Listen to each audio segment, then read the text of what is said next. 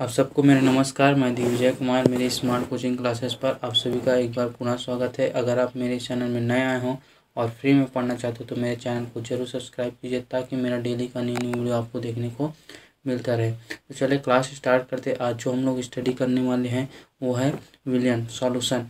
ये क्या चीज़ होता है, मैंने पिछले चैप्टर में वो सारा चीज़ पढ़ा दिया हूँ, जो सारा जितना भी टॉपिक था। अगर आप उसको देखना चाहते हो तो मेरे इस चैनल के प्लेलिस्ट में जाकर देख सकते हो। वहाँ अल्टरनेट मिलेंगे, पार्ट 1 पार्ट 2 से लेकर पूरा अंत तक आपको मिलेगा।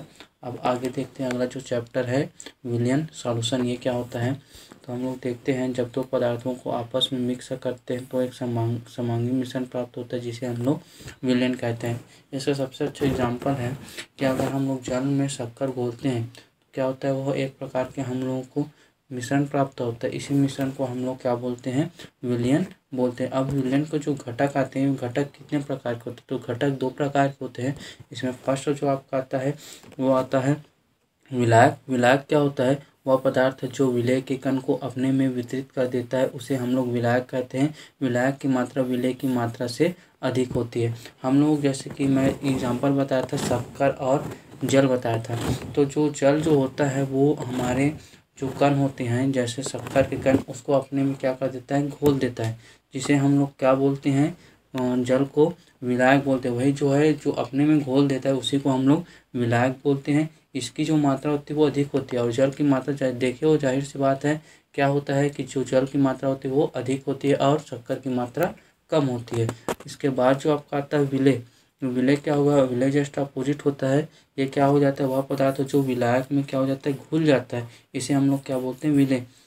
उसी उदाहरण से समझ सकते हो, जैसे कि हमारा जो विलेय जो शक्कर है वो किस में घुल जाता है, जल में घुल जाता है, जिसकी जो मात्रा होती है वो बहुत ही कम होती है। मतलब शक्कर की मात्रा बहुत ही कम होती है, हम लोग उसको क्या बोलते हैं, विलेय बोलते हैं। अब जो अगला आपका आता है वो आता है हमारा विलयन के प्रकार। तो विलयन 2 प्रकार के होते हैं। पहला जो आपका आता है वो गैसीय विलयन और द्रव्य विलयन, और एक जो और आता है वो आपका आता है ठोस विलयन। ये 3 प्रकार के होते हैं। इसमें फर्स्ट जो आपका आएगा, जब किसी विलयन को गैसीय अवस्था में प्राप्त किया जाता है तो यह विलयन गैसीय विलयन कहलाता है। अगर हम लोग 2 गैसों को आपस में मिक्स करते हैं तो हम लोग को एक गैस प्रकार का विलयन प्राप्त होगा जिसे हम लोग गैसीय विलयन कहते हैं। अब जो आपका आता है, जब हम लोग किसी विलयन में द्रव अवस्था में प्राप्त करते हैं तो यह हमें द्रव विलयन कहलाता है। जैसे कि मैं बताया था, अगर मैं जल में शक्कर को घोलता हूँ तो हम लोग को एक मिक्सचर प्राप्त होगा, एक विलयन प्राप्त होगा, जिसे हम लोग क्या बोलते हैं, द्रव विलयन। अब जो अगला आपका आता है वो ठोस विलयन है। तो ठोस विलयन में क्या होगा, जब किसी विलयन में ठोस अवस्था में प्राप्त होता है तब हम लोग उसको बोलते हैं ठोस विलयन। अब जो अगला आपका आता है वो है विलयन की सांद्रता व्यक्त करना। अब हम लोग विलयन की जो सांद्रता होती है उसको किस प्रकार से व्यक्त करते हैं, तो इसमें फर्स्ट जैसे आपका दिया है द्रव्यमान प्रतिशत द्वारा। द्रव्यमान प्रतिशत क्या होता है, किसी विलयन के 100 ग्राम में उपस्थित विलेय की मात्रा को द्रव्यमान प्रतिशत कहते हैं। कोई भी विलयन 100% दिया है, 100% ग्राम दिया है, उस पर जितना भी विलेय की जो मात्रा होती है उसे हम लोग उसका क्या बोलते हैं, द्रव्यमान प्रतिशत करते हैं। इसको इस रूप में सूत्र के रूप में ऐसा प्रदर्शित करते हैं, द्रव्यमान प्रतिशत बराबर विलेय का भार। विलेय का जितना भार होगा इसको इंटू करेंगे 100 से और उसको अपॉन करेंगे विलयन का कुल द्रव्यमान। तो विलयन में 2 चीज़ का द्रव्यमान होता है, एक विलेय और एक विलायक।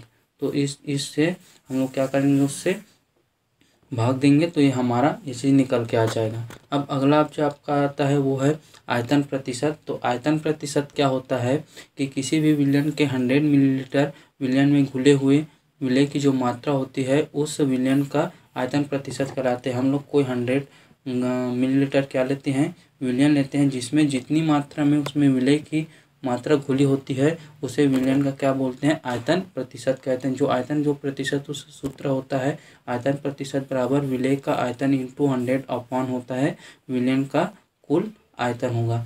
अब जो अगला आपका आता है वो आपका आता है द्रव्यमान आयतन प्रतिशत। अब दोनों को मिक्स करके देखते तो क्या चीज़ निकलता है, विलेय के 100 ग्राम मिलीलीटर आयतन में घुले हुए विलेय की जो मात्रा लेंगे हम लोग उसको किस में लेंगे, ग्राम में लेंगे, को उस जो द्रव्यमान है उसका आयतन प्रतिशत कहते हैं। इसका जो सूत्र होगा द्रव्यमान आयतन प्रतिशत बराबर होगा विलेय का जो विलेय की जो मात्रा है उसको ग्राम में लेंगे और इंटू करेंगे 100 से और विलयन का जो आयतन है उसको ml में लेंगे। इसमें वही चीज़ लिखा है कि विलय की जो 100 मिलीलीटर आयतन में लिए हैं उसमें घुले हुए जो विलय की जो मात्रा है उसको ग्राम में लेना है, वही उसका क्या कहलाता है, द्रव्यमान आयतन प्रतिशत कहलाता है।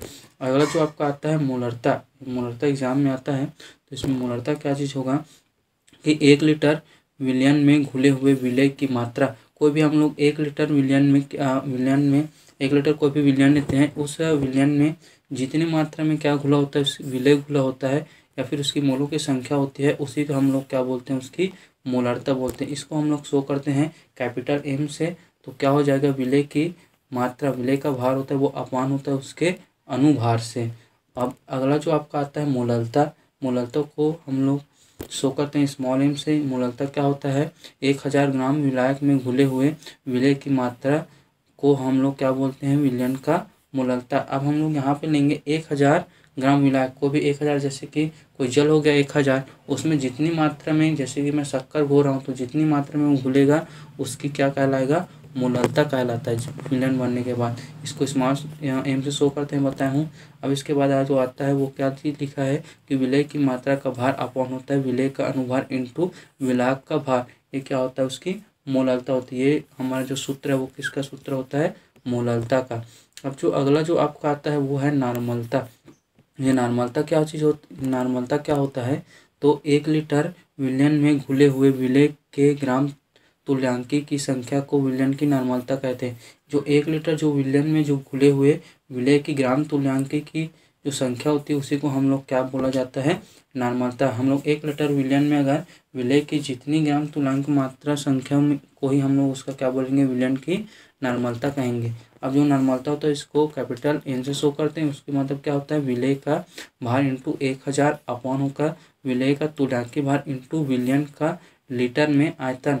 ये हमारा क्या होता है, किसका सूत्र होता है, नॉर्मलता का सूत्र होता है। अब अगला आपका आता है मोल प्रभाज। इसमें न्यूमेरिकल क्वेश्चन आता है, तो देखते हैं मोल प्रभाज होता क्या चीज़ है, हम लोग देखेंगे। तो इसमें आपका आता है विलयन में उपस्थित किसी एक घटक, किसी एक घटक मतलब कहने का मतलब ये, या फिर ये विलायक हो सकता है या फिर विलयन, कोई भी ले सकते हो। विलयन में उपस्थित किसी एक घटक के मोलों की संख्या तथा विलयन में उपस्थित कुल मोलों की संख्या के अनुपात को ही हम लोग मोल प्रभाज बोलते हैं। इसमें आता है मोलों की संख्या है क्या चीज़, जैसे मोलों की संख्या हम लोग को निकालना है विलायक का मोलों की संख्या, तो उसके जो द्रव्यमान होते हैं उसके द्रव्यमानों को मान के चलते हैं। जैसे विलायक का द्रव्यमान WA है और उसका आणविक द्रव्यमान MA है, तो उसके दोनों के अपॉन को ही हम लोग क्या बोलते हैं, उसकी मोलों की संख्या बोलते हैं। वो किसके लिए हो गया, विलायक के लिए। इसी प्रकार से किसके निकाल सकते हो, विलय के लिए निकाल सकते हो। तो क्या बोल रहा है, विलायक में उपस्थित किसी एक घटक के मोलों की संख्या तथा विलयन में उपस्थित कुल मोलों की संख्या के अनुपात को ही हम लोग मोल प्रभाज बोलते हैं।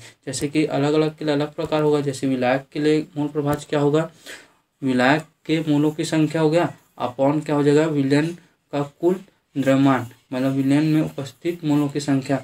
इसमें जैसे कि इसकी मोलों की संख्या में को हम लोग शो करते हैं मोलों की संख्या को Na से, और विलयन का उपस्थित विलयन को किससे शो करते हैं, Na प्लस NB। NB किसका होता है, विलय का होता है। ये दोनों का द्रव्यमान बराबर होगा इसके अपॉन में। तो यहाँ पे मैं बता दूँ मोलों की संख्या को, जैसे विलायक का निकालना है तो क्या होता है, Na बराबर क्या हो जाएगा हमारा, WA अपॉन MB, मतलब उसके द्रव्यमान और आणविक द्रव्यमान के बराबर को ही हम लोग क्या बोलते हैं, मोलों की संख्या कहते हैं। इसी प्रकार से विलय का मोल प्रभाज क्या हो जाएगा हमारा, विलय की मोलों की संख्या अपॉन विलयन का कुल द्रव्यमान, यही हमारा क्या होगा, विलय की मोल प्रभाज होगा। इस प्रकार से इसकी सांद्रता को इतने प्रकार से व्यक्त कर सकते हैं। आज के लिए इतना ही। इसका अगला टॉपिक मैं नेक्स्ट वीडियो में बताऊंगा। धन्यवाद।